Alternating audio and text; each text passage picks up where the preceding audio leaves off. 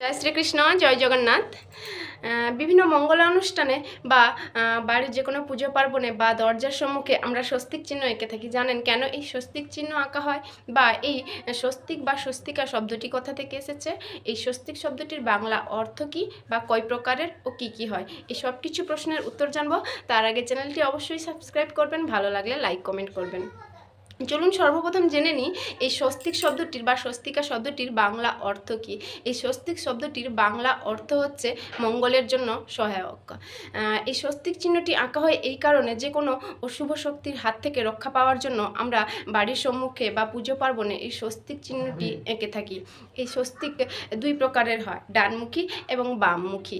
ডানমুখী স্বস্তিক হচ্ছে সূর্য, সমৃদ্ধি এবং সৌভাগ্যের প্রতীক, আর বামমুখী হচ্ছে অন্ধকার রাত বা তান্ত্রিক দিকগুলির প্রতীক। আশা করি ভিডিওটি সবার ভালো লেগেছে। ভালো থাকুন, নমস্কার।